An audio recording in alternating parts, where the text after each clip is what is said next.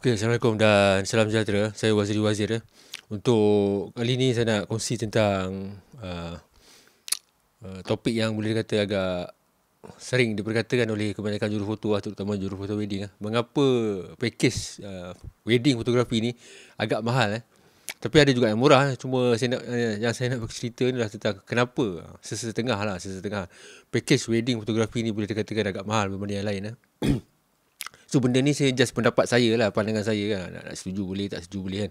Dan benda ni tak boleh nak bising sangat pun pasal benda ni ada pilihan. Ada yang mahal, ada yang murah kan. Nak murah ada yang starting daripada RM399, RM300, sampailah kepada yang berpuluh ribu pada package wedding tu kan. Okay, sebelum tu wedding fotografi ni ataupun mengupah orang untuk mengambil gambar perkahwinan dia bukan benda wajib. Bukan benda wajib tu maksudnya kalau kita tak bayar orang jurufoto pun, tak ada kehadiran jurufoto majlis perkahwinan tu boleh je berlangsung, tak ada masalah pun kan. Saya pernah juga tengok majlis perkahwinan di luar bandar kampung-kampung kan. Dia ambil gambar saudara mara je pakai phone pun semua, tak ada pun dia nak hire professional photographer pun kan. Kahwin jalan juga kan. Okey dia macam ni lah. Dia ada dua bukan dua lah. Saya beritahu sedikit faktor antara yang menyebabkan package wedding mahal dan juga ada tapi dia tu. Tapi dia tu kenapa? Kena tunggu sampai habis lah. Okey, antara perkara yang menyebabkan wedding fotografi ni mahal adalah barang yang digunakan oleh jurufoto tu, iaitu kamera. Kamera ni bagi yang tidak orang kata apa, tidak melibatkan di dalam bidang fotografi ataupun kurang pengetahuan tentang bidang fotografi ni, dia mungkin menganggap kamera tu murah lah, hampir sama kan. Dia size dia, kalau kita tengok kamera yang biasa orang guna macam press guna kan, dengan jurufoto hobi, size dia sama je, lebih kurang bentuk. Tapi ada setengah kamera tu harga dia 2 atau 3 kali ganda berbanding dengan kamera yang kita nampak tu. Contohlah, saya bagi contoh macam kamera Nikon Z5 kan, harga body 5,000 atau 6,000 kan. Kamera Z8 pula ataupun Z9, body lebih kurang sama je ataupun mungkin besar sikit je. Harga dia 18,000 sampai ke lebih hampir 30,000. Nampak tak kat situ kan. Macam saya beritahu tadi lah, ada je kamera yang murah kan. Jurufoto wedding ni ada yang jual, ada yang pakej murah, ada yang pakej mahal. Pakej murah ni mungkin dia guna kamera berharga sekitar 2,500, 3,000. Tapi hasil dia memang takkan sama lah dengan yang jurufoto yang menggunakan kamera berharga lebih daripada 10,000 ni kamera dengan equipment lah. Okey, faktor yang pertama tu lah, harga kamera tu sendiri. Faktor kamera tu sendiri, bukan kamera saja, kamera, lensa, flash, lighting lagi, peralatan tu memang agak tinggi lah. Dan kebanyakan jurufoto yang mengenakan harga yang tinggi ni, dia ada 2 set kamera body lah. Bukan kamera body saja, kebanyakan barang dia ada 2 set. Pasal kita tak boleh pergi majlis wedding bawa satu body saja, bawa itu risiko dia sangat tinggi lah. Pasal segala kemungkinan boleh terjadi. Kadang-kadang malfunction, error, flash tak berfungsi kan. So benda-benda macam ni memang akan diambil berat oleh kebanyakan jurufoto, terutama yang betul-betul buat career, menjadikan career wedding ni sebagai cari makan dia lah. Maksudnya dia tak ada pekerjaan lain kan. Dia memang kena secure benda tu betul-betul. Kamera ada 2 biji, flash pun ada 2 biji, lighting pun dia kena ada. Lighting, flash pun kebanyakan jurufoto yang saya tengok ni sekarang ni banyak gunakan lighting untuk outdoor. Lighting pun cost dia beribu-ribu juga. Yalah, mungkin ada bagi klien lah, dia kata alah bukan nak ambil macam punya wedding je kan, orang lain pun ada juga kan. Jadi tak perlu lah charge harga tinggi. Maksudnya yelah, kita bukan guna peralatan kamera tu untuk satu wedding je, mungkin nak guna 10-20 kan. Tapi ada charge lain lagi. Charge lain tu maksudnya dari segi maintenance kamera tu, bila dah guna selalu, dia kena maintain. Sensor kena cuci, lensa kadang-kadang lari dia macam tu, kita kena hantar servis kan. Benda-benda tu semua cost, running cost untuk fotografer tu sendiri. Selain daripada peralatan kamera yang mahal yang saya beritahu tadi, antara 5,000 hinggalah lebih 20,000, 30,000 pada ni set yang lengkap lah. Ada juga yang selain daripada tu peralatan komputer. Ni kos yang memang tetap, yang memang jurufoto tu kena tanggung. Peralatan komputer ni biasanya lah untuk jurufoto wedding kebanyakan dia akan edit gambar lah. Bila edit gambar dia memerlukan komputer yang mempunyai spesifikasi yang tinggi lah. Pasal dia nak install macam-macam perisian dalam tu. Dan kebanyakan yang charge harga tinggi ni, biasanya dia tak ada guna pirate software dan semua ni kan. Dia guna software macam Photoshop yang subscription based ni, langganan ni. Setahun beratus tau. Dia mungkin dia langgan Photoshop, Lightroom, InDesign dan macam-macam lagi benda-benda macam tu. So benda-benda tu Tu cakap ada tapi dia. Tapi dia kena tunggu sampai last lah. Benda-benda tu memang kos yang tinggi lah. Mungkin ada setengah jurufoto yang part time ke apa kan. Ni bukanlah nak bersangka buruk. Tapi memang ada saya tahu menggunakan pirate software kan. Benda-benda macam tu macam tak betul lah benda macam tu kan. Kita guna business. Buat business. Kita ambil duit orang. Tapi dalam masa yang sama kita rompak karya orang. Rompak karya orang tu maksudnya kita gunakan software yang sepatutnya kita langgan tapi kita download secara haram lah senang cerita kan. So benda tu tak betul lah kan. So tak nak cerita detail tentang benda tu lah. Cuma itulah saya nak beritahu. Ada software yang digunakan kebanyakan jurufoto ni yang bagus-bagus ni. Yang bagus ni maksudnya software yang bagus ni. Kita kena langgan, subscribe. Dan bayaran bulan-bulanan dia antara beberapa ratus sebulan hingga mungkin sampai dekat 1,000 setahun. Dia kena bayar benda tu. Tiap-tiap bulan ataupun tahunan. Cost editing benda-benda macam tu. Dan komputer yang digunakan mestilah komputer yang bagus lah juga. Kalau komputer slow. Pasal biasanya kadang-kadang dia nak edit video juga. Biasanya komputer yang digunakan lebih kepada 5,000 lah, mungkin 7-8,000 tu untuk komputer saja 7-8,000 macam tu lah. Kos-kos tetap macam tu lah. Okay, selain daripada kamera yang boleh saya katakan biasanya saya beritahu tadi, jurufoto wedding ni guna harga yang complete dengan equipment tu lebih kurang 10,000 ke atas lah. Dan juga komputer tu dah satu. Antara lain lagi kos profesional. Kos profesional ni adalah diri dia sendiri, kemahiran dia sendiri. Pasal kos profesional ni dia ada fee dia lain tau. Ada orang yang letakkan 1 jam dia punya kos itu 300, ada yang 500. Maksudnya satu ni working hour dia tu tau. Tak termasuk kos lain lagi tu. 1 jam kalau nak memerlukan perkhidmatan dia letak 300. Okay, kalau nak ambil saya 1 jam 300. Ni tak masuk kos lain lagi ni. Ataupun 500. Ni bergantung kepada dia punya pengalaman dia. Pasal pengalaman dia makan masa bertahun-tahun. Banyak kos-kos yang dikeluarkan benda tu. Untuk belajar, course attending workshop, course attending kursus macam-macam kan, nak mengambil sijil tu, sijil ni. Dan pengalaman dia bekerja, pengalaman dia mengambil gambar. Mungkin ada selebriti, artis, orang kenamaan semua tu kan. So course profesional tu memang dia tinggi lah. Macam kita nak upah pelukis lah. Pelukis yang ada nama ni lah memang berbeza kan. Pelukis yang kurang ternama, walaupun orang kurang ternama ni boleh melukis benda yang sama macam pelukis yang ternama tu lukis lah kan. Okay, lagi satu antara lain lagi yang memakan masa tu adalah kos masa. Kos masa yang ramai orang pelanggan yang kebanyakan ni yang tahu, yang nampak bekerja antara 6 hingga 8 jam untuk majlis akad nikah dan sanding macam tu kan. Satu hari tu mungkin 6 jam, 8 jam. Lepas tu orang tengok kerja dalam satu hari je cas sampai 2,000 kan, ataupun 3,000, ataupun paling murah mungkin 500 kan. Ni ada yang shoot and burn kan. Saya ada baca komen ada cas dalam nikah sanding pagi petang cas 1,700 ke apa. Siapa yang follow buat wedding ni dia tahu kan, dalam Twitter ke kan 1,700. Lepas tu ada customer tu kata, "Wih, mahal lah, ambil gambar tekan-tekan je kan." Mungkin dia lah yang nampak memang yang itu. Yalah, yang nampak tu maksudnya nampak waktu dia bekerja tu antara pagi sampai petang saja, mungkin 6 atau 8 jam macam tu. Tapi masa sebenar dia tu banyak habis untuk editing. Editing tu maksudnya mungkin 10 jam ataupun 15 jam lagi dia habiskan masa untuk edit gambar tu. Proses editing gambar ni yang makan masa yang panjang sebenarnya. Dan yang saya beritahu 10 jam ataupun lebih tu bukanlah dia balik rumah terus menghadap komputer terus 10 jam tu berhenti. Mungkin satu hari dia peruntukkan 2 jam 3 jam untuk editing betul-betul gambar dia tu. Dan dia pun ada family juga kan, bukannya benda-benda lain lagi, bukannya nak menghadap itu saja nak buat, ada urusan lain lagi yang dia perlu buat benda tu kan. So nak proses editing ni bukan senang tu kan. So pasal tu saya ada tengok gambar-gambar yang package murah ni.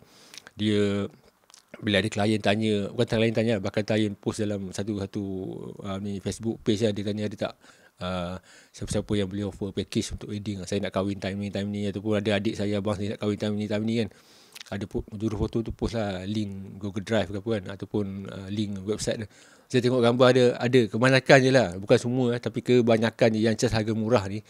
Gambar dia punya editing tu, bukan editing kan, kalau kita tengok gambar dia memang kurang menarik lah. Dari segi warna apa semua tu macam dia tak edit lah. Tak edit tu maksudnya macam tu lah. Tapi kalau ada klien yang memang nak macam tu, tak apalah, terpulang kan. Tapi kebanyakannya memang macam tu lah.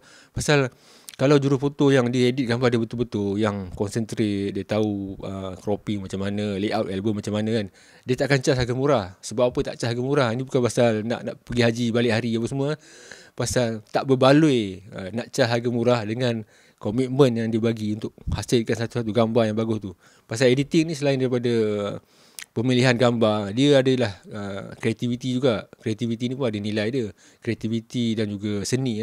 Nak mengedit tu ada seni dia tu. Pasal editing, seni fotografi ni, seni mengambil gambar ni dengan seni editing dia lain tu, dua bidang yang berlainan. Ada setengah-setengah jurufoto tu dia ambil gambar tapi editing, layout album dia bagi kepada orang lain. Dia bagi mungkin saudara mara dia ataupun kawan dia, ataupun memang dia bagi professional body untuk edit gambar dia tu. Lepas tu contoh lah, dia dah shoot, dia bayar pula orang lain 500 untuk edit satu album. Tu dah cost lagi benda tu. Orang lain mungkin tak nampak benda tu kan. Mungkin dah dia buat sendiri, tapi buat sendiri dia kena ada kemahiran dalam bidang tu. Dan proses editing memang antara yang proses memakan masa yang lama lah. Pasal tu ada setengah-setengah, banyak lah saya dengar komen kan. Album 3 bulan, 6 bulan, setahun pun dia tak siap lagi kan. Pasal apa? Pasal benda tu lah. Ambil gambar dia tak susah. Kalau orang nak siap, orang kata nak cepat kan, dah ambil gambar, bagi je memory card dekat klien tu, settle lah, cepat lah siap kan. Pagi shoot, petang tu bagi je kan. Memang siap lah kan. So selain daripada proses editing apa semua tu, cost album wedding ni ada banyak jenis tau. Dia ada yang murah, ada yang mahal, bergantung kepada klien lah. Biasanya yang charge harga mahal ni, dia akan bagi album yang berkualiti bagus lah, tahan lama kan, bertahun-tahun ataupun berpuluh-puluh tahun. Dia punya kualiti warna tu tak luntur apa semua kan. Tapi benda ni bergantung kepada klien lah. Bagaimana dia menilai majlis perkahwinan itu kan, sama ada dia nak spend banyak duit untuk memori gambar tu ataupun ala kadar saja. Dan macam saya beritahu tadi, fotografi perkahwinan dia bukan benda wajib tau. Maksudnya kan, kalau tak ada pun boleh je jalan langsung perkahwinan tu kan. Bukannya tak ada fotografer kita tak boleh kahwin kan. Dia tak ada masalah pun. Pakai phone biasa lah. Ni bukannya yang proper kan. Phone biasa pun boleh je rakam kan. Tapi yang saya nak bagi tahu ni, kenapa setengah lah senang cerita kan. Wedding photographer mengenakan charge yang tinggi. Antara lain itulah dia. Cost album tu biasanya yang charge harga premium ni harga sekitar satu event 2,500 ataupun 3,000 ke atas lah. Album yang dia bagi tu album yang berkualiti lah. Premium lah senang cerita. Dia bukan bagi album yang asal ada je kan. Ni boleh lah ni. Jadi nak untung besar kan. Itulah, terpulang kepada diri masing-masing kan. So tapi ini yang saya nak beritahu, tapi kan. Tapi bagi klien pula, dia tak akan dia tak nak ambil tahu pun semua benda-benda tu kan. Itu masalah kau lah. Kau punya running cost berapa, kamera berapa ribu kau pakai kan, masa kau edit itu kau punya pasal lah. Aku tak nak ambil tahu pun kan. Yang aku tahu, aku nak bayar murah ni, aku nak dapatkan hasil yang terbaik. Tapi itulah saya beritahu tadi yang saya beritahu tu lah, klien dia tak nak ambil tahu pun benda-benda tu kan. Biasanya dia tak nak ambil tahu kenapa, bang kenapa mahal kan, punya kena ni, dia tak nak ambil tahu pun kos tu. Yang dia nak tahu murah dan hasil tu terbaik. Tapi biasanya jurufoto yang mengenakan harga yang murah ni, hasil dia memang bukanlah teruk sangat, tapi teruk lah. Jadi rugilah kalau klien yang sanggup spend harga yang tinggi untuk pelamin, buat kat hotel apa semua kan. Tapi bila berkira-kira dengan jurufoto kan, jadi dia macam gambar tu hasil dia kurang memuaskan lah. Jadi macam tak berbaloi lah. Bila balik rumah tengok album kan, alamak tak puas hati lah. Jadi kita dah tak boleh nak patah balik tau. Maksudnya majlis dah dirakam, gambar dia yang blur, ada yang guna high ISO tinggi, ada yang macam shaking lah. Pasal kita nak jimat punya pasal. Jadi hasilnya macam merugikan. Dan pernah juga saya dengar ataupun baca, tengok di YouTube, di Facebook, mana-mana ada setengah-setengah klien tu, dia bayar lagi jurufoto lain lepas dapat album tu untuk shoot balik gambar-gambar dia, pre-wedding pula. Sanggup sewa lagi pakaian pengantin untuk shoot balik. Pasal apa? Gambar yang dirakam oleh jurufoto sebelum tu kurang memuaskan. So kenangan ni bukan untuk diri sendiri tu. Dia senang cerita macam ni lah. Kenangan wedding ni bukan untuk diri sendiri. Sebenarnya untuk anak cucu kita dan juga keturunan kita yang akan datang. Pasal kita hidup bukannya orang kata apa, selama-lamanya ataupun kekal kan. So benda-benda tu kalau boleh kita nak abadikan gambar tu sebaik mungkin lah. Setakat yang kita mampu lah kan. Janganlah sampai berhutang pula kan. Setakat yang kita mampu. Wedding ni, perkahwinan ni bukannya benda yang macam tangkap muat ataupun tangkap halwat kan. Orang yang tangkap halwat bukannya terus kahwin. Kita boleh rancang maksudnya. Kita boleh rancang bila nak kahwin tahun ni, tahun depan, berapa. Kira bajet dia tu. Kalau boleh, letakkan juga bajet untuk jurufoto wedding tu dalam apa, kos melangsungkan perkahwinan tu kan. Bukannya pelamin, catering, apa lagi, macam-macam lagi lah kan. Tapi bajet yang dah hujung-hujung ataupun ada lebihan tu barulah fikir pasal wedding. Lepas tu tanya orang, berapa lah? Ada tinggal lagi 500, bawah 1,000 je kan. Boleh lah, carilah siapa yang dia kan. Yang lain kita spend harga tinggi tau. Tapi untuk fotografi harga rendah. Jadi kalau kita lah majlis kita dia cantik apa semua, tapi kalau kita tak bagi macam agak berkira untuk dapatkan jurufoto yang bagus, hasilnya memang tak bagus, dan akhirnya kita akan menyesal tu. Bila menyesal dia dah jadi tak guna bukan apa tau. Benda ni kita bukan ulang balik tau. Nak panggil balik tetamu, nak buat balik event wedding kan, memang tak ada lah. Jadi menyesal tak sudah lah. Kita nak berjimat waktu tu, tapi rugi seumur hidup. Rugi seumur hidup. So kita tak nak lah benda tu. Dan yakinlah, saya beritahu ni, kebanyakan jurufoto yang berani mengenai kacas harga tinggi ni, biasanya dia jaga kualiti lah. Pasal dia pun tak nak lah nanti orang cakap macam-macam, dia ni package RM5,000, RM10,000, tapi gambar hancur kan. Memang habis lah career dia tu kan. Dan ada sebab lah jurufoto tu kena dengan harga yang tinggi tu, pasal dia yakin dengan komitmen dia untuk menyediakan perkhidmatan terbaik. Dan wedding fotografi ni atau wedding fotografer ni, dia bukannya setakat barang kamera apa semua tu kan, dia personality individu tu pun main peranan juga. Cara dia berinteraksi, berkomunikasi dengan orang kan. Dia bukannya kamera operator pergi ambil gambar benda-benda macam tu. Biasanya jurufoto yang boleh kekal lama, yang mengenakan harga yang tinggi tu, dia mempunyai personality yang bagus, business sense yang bagus, dan macam-macam lagi lah. Dan kalau ada ni yang dengar ni, mungkin ada jurufoto kan, ada juga yang pelanggan kan, ada juga wedding fotografer yang menggunakan package serendah RM10,000 dan ke atas, tapi boleh survive. Pasal apa boleh survive? Kualiti yang ditetapkan ataupun yang dihasilkan oleh jurufoto ni sangat tinggi, sampai jurufoto lain pun susah nak follow. Jadi walaupun dia letak package dia RM10,000 dan ke atas, dia tak menang tangan. Pasal apa tak menang tangan? Orang dah tengok hasil gambar tu macam memang wow kan. Jadi orang memang nak akan tu. Macam saya beritahu tadi lah, wedding ni kalau kita komplain pasal mahal aku punya package, paling murah pun RM5,000 kan. Ada yang ni dia charge RM500 je, RM1,000 je. Ambil lah yang murah tu kan. Tak ada masalah pun, tak ada siapa paksa kita pun untuk ambil gambar package yang mahal ni. Kalau kita rasa bajet kita yang murah, kita ambil je lah yang murah, tak ada masalah pun. Sebab yang berkahwin ni bukannya orang-orang kayangan je, ada juga orang-orang biasa kan, yang pekerja biasa, golongan. Kalau sekarang ni orang ada kelas-kelas kan, jadi T20, B40, ada juga orang yang biasa nak kahwin, nak juga gambar majlis perkahwinan kan. Tapi dia dapat apa yang dibayar lah. Dia dapat apa yang dibayar. Kalau bajet kita RM1,000, okay, kita bayar RM1,000. Kalau bajet kita tinggi dan nakkan gambar yang cantik, yang wow, okay, bayarlah harga yang tinggi, tak ada masalah pun. Dan berbalik kepada jurufoto pula, janganlah kita nak bersaing dengan orang yang di bawah kita. Rasa kita dah lama dalam bidang tu, dah 10 tahun, 15 tahun ataupun 20 tahun kan. Kalau ada jurufoto baru, dia charge harga RM1,000, kita charge ada harga RM3,000 kan. Ni package yang sama tau, tu package yang sama, menikah sanding apa 2 hari apa, kita charge RM3,000. Newbie ni charge RM1,000 ataupun RM1,500, gambar lebih kurang sama kan. Kita tak boleh nak marah dia pasal dia baru dalam bidang tu. Apa yang kita perlu buat lah bagi jurufoto lama ni, tingkatkan kualiti, bagi package-package yang jauh lebih baik. Macam kalau dulu kita tak ada offer outdoor shooting yang menggunakan flash, outdoor flash, ataupun sekarang ni ramai orang guna style TTL, high speed sync. High speed sync ni maksudnya ambil gambar tengah hari, belakang gelap apa semua kan. Kita tingkatkan kita punya skill tu, tambah lagi, beri nilai tambah lagi pada gambar kita, dan juga improve kita punya output hasil kita tu. Kalau dulu kita tak ada website, kita buat website, letak gambar cantik-cantik. Kalau dulu kita agak berkira-kira nak mengiklankan kita punya produk tu di Facebook ke, di majalah ke, ataupun di mana-mana kan, portal, kita keluar duit, bayar iklan supaya orang nampak perkhidmatan kita tu. Janganlah kita marah, blame jurufoto baru kan. Siapa-siapa yang baru pun memang takkan charge harga tinggi pun. Kita tak boleh nak letak harga lantai tu. Maksudnya okey, siapa-siapa yang nak start harga package, siapa-siapa yang nak start wedding fotografi ni, harga lantai dia dengan album mesti RM2,000, tak boleh ke bawah. Kita tak boleh nak buat macam tu, pasal tak ada badan nak mengawal benda tu pun kan. Dan tak semua orang jurufoto ni dia follow jurufoto ni. Maksudnya ada setengah orang yang contoh yang di luar bandar, di kampung kan, dia tak ambil tahu pun tentang harga-harga yang jurufoto bandar ni buat pun. Bagi dia dapat untung sikit sudah lah kan.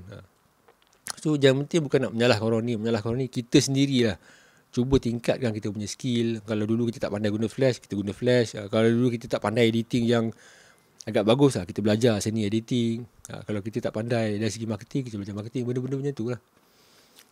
So benda bukan perdebatan lah. Topik ni memang ada yang perhatian tak perhatian, itu pulang masing-masing kan. Tepuk dada, tanya selera lah kan. Macam kepada jurufoto, itulah dia cabaran dia antara jurufoto lama dengan jurufoto baru. Dan klien pula harga mahal dan harga murah. Tapi ada pilihan. Kalau kita nak harga murah dan sanggup merisikokan hari bahagia kita tu dengan gambar yang mungkin hasilnya tak seberapa, terpulang lah kan. Pasal benda ni, wedding fotografi ni bukan monopoli. Maksudnya kita kena beli dekat orang tu je, ataupun kita kena ambil perkhidmatan dekat orang tu je. Tak ada pun. Kalau kita ada bajet lebih, kita bayar lebih. Biasanya lah jurufoto wedding yang macam saya beritahu lagi sekali kan, yang mengenakan harga yang tinggi ni, dia confident dengan hasil kerja dia tu. Kalau tak, dia takkan dia boleh survive sampai sekarang kan. Dah lama dah bungkus kan. Okay, jumpa lagi.